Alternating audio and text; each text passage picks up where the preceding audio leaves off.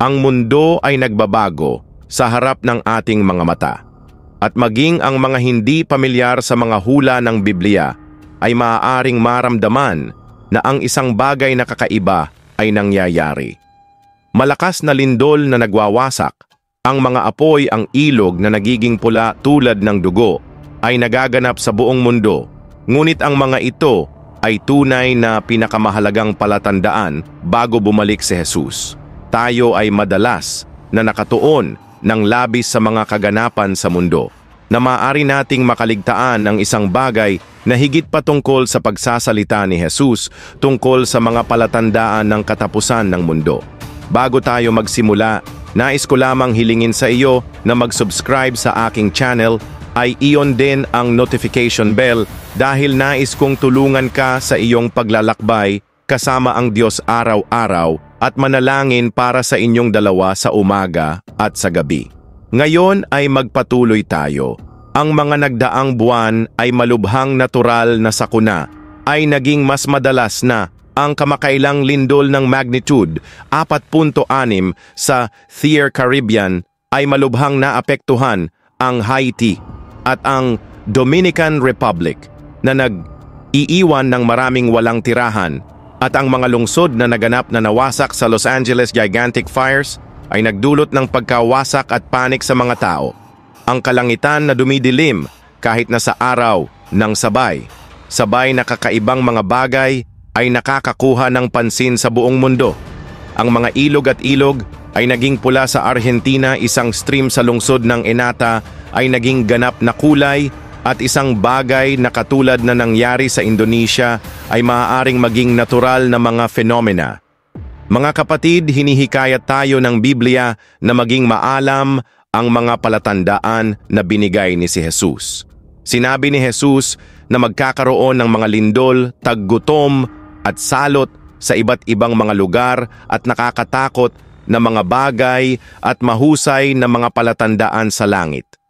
Ang pagsabog noong ika-29 ng Disyembre 2024 na naging sanhi ng mga pagkabigo sa komunikasyon sa radyo sa maraming mga rehiyon na ito ay naglalabas. Simbolo ng constancy, ngunit ngayon ay nagpapakita ng mas malakas at mas hindi mahuhulaan na pag-uugali. Ang aktibidad na ito ay nakakaapekto sa magnetic field ng Earth na may mga bagyo sa espasyo na nagaganap ng mas madalas, at sinabi ng mga eksperto, ang matinding mga kaganapan sa araw ay maaaring magdulot ng panganib sa modernong teknolohiya na nagdadala ng mga paghihirap para sa mga sistema sa buong mundo. Sinasabi ng aklat ng Joel 2:31 na ang araw ay babalik sa kadiliman at ang buwan sa dugo bago ang pagdating ng dakila at kakila, kilabot na araw ng Panginoon. Ang talatang ito ay palaging nakikita bilang simbolikong, ngunit paano kung nasasaksihan natin ito? Katuparan sa harap ng ating mga mata. Sa mga nakaraang taon, nakita natin ang kababalaghan ng buwan ng dugo kapag ang isang lunar eclipse ay umalis sa buwan ng isang malalim na pula, at ito ay nangyayari na lalong nagtutugma sa mga mahahalagang sandali ng kasaysayan tulad ng mga digmaan at pagbabago sa politika. Bukod pa sa Abril 2024, isang solar.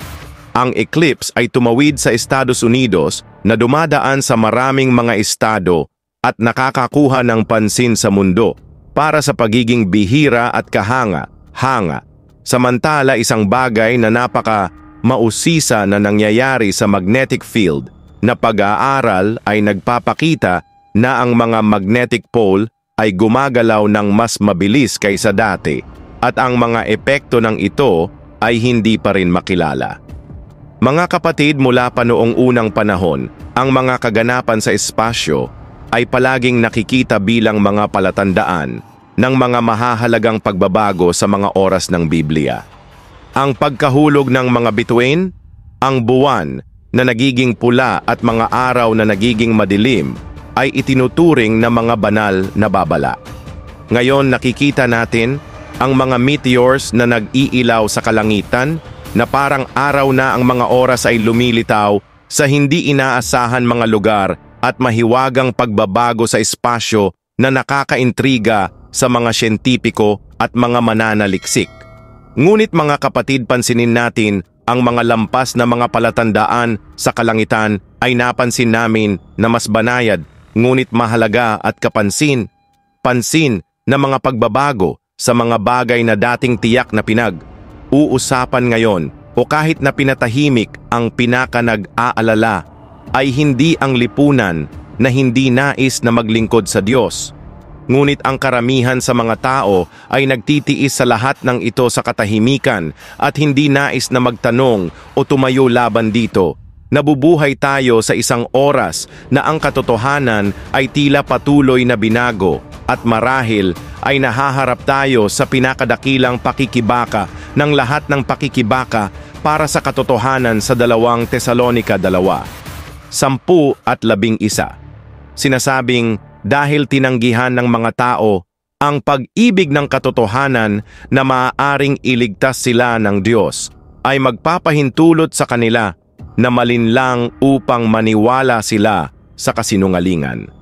Ang talatang ito, mga kapatid, ay hindi lamang tungkol sa pagtatago ng katotohanan na maraming hindi na nais na marinig ito, na kami ay nasa isang panahon kung saan ang pagpapahayag ng isang taimtim na opinyon ay maaaring magkaroon ng malubhang kahihinatnan.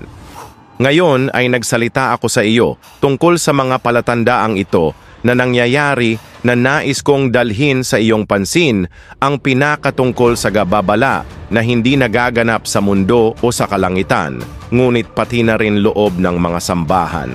Ang Biblia ay nagbabala sa amin tungkol dito sa 2 Tesalonica 2. 3, inalerto tayo ni Pablo dahil sa mga sumusunod ay hayaan ng sinumang linlangin ka sa anumang paraan para sa ang pagtalikod ay dapat dumating bago ang pagbabalik ni Kristo, at alam mo kung ano ang ibig sabihin ng salitang apostasya, na nagmula ito sa orihinal na termino na diborsyo o ito ang mga tao na dating naniniwala kay Jesus, ngunit sa ilang kadahilanan ay hindi na nila ito gusto. Tumalikod sila sa Panginoon at ngayon ay tumanggi na magsisi sila. Hiwalay ang kanilang sarili mula sa mga kapatid na malinaw na nakita natin ito kung gaano karaming mga sambahan ang nagsasalita pa rin kay Jesus. Ngunit ang kakanyahan ng Ebanghelyo ay lalong lumamig. Hindi lamang mga individual na naliligaw, ngunit ang mga sambahan ay nagbabago din ng mensahe na dapat humantong sa pagsisisi at pagbabago ng buhay, ngunit ngayon ay nakatuon lamang sa tagumpay sa pananalapi sa sarili at kalusugan.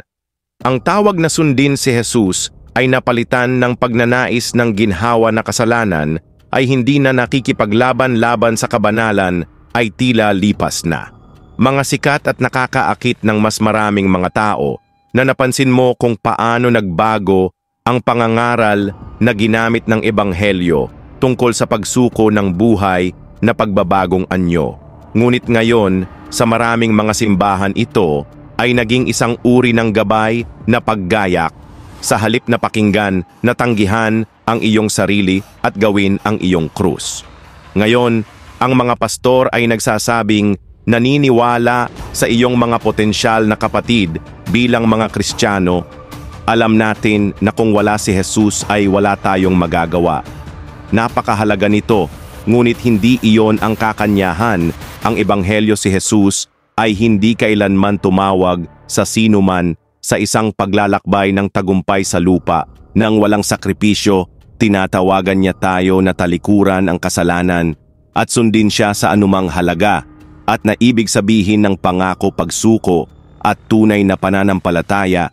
Ngunit ang lahat ng ito ay hindi dapat na magulat sa amin. Pagkatapos ng lahat ng ang Biblia ay nagsalita ng oras na ito sa 2 Timoteo 4:3 at 4 ito ay nakasulat. May darating na isang oras kapag ang mga tao ay hindi na magbata ng mga malusog na doktrina, ngunit sila ay magtipon sa paligid. Ang kanilang mga sarili ay mga guro upang sumang-ayon sa kanilang sariling mga pagnanasa. Sila ay ihinto ang kanilang mga tainga mula sa katotohanan at lumayo sa mga katotohanan. Tingnan ito mabuti. Mga kapatid, tunay na tayo ay nakatira sa isang panahon kung saan marami lamang ang nais na marinig kung ano ang gumagawa. Pagkatapos pakiramdamang mabuti, mayroong syempre isang kilusan sa buong mundo sinusubukan upang baguhin ang Kristyanismo paghinain ng mga katotohanan nito. Ang ideya na ang lahat ng mga relihiyon ay humantong sa Diyos ay mabilis na kumalat at isang sisim naghahanap upang malipol ang mga mahahalagang pagkakaiba ng pananampalataya. Ibinigay ang lahat ng ito na sinabi ko sa iyo. Sa video na ito, nais kong tanungin ka ng isang katanungan. Nasaan ang inyong pananampalataya?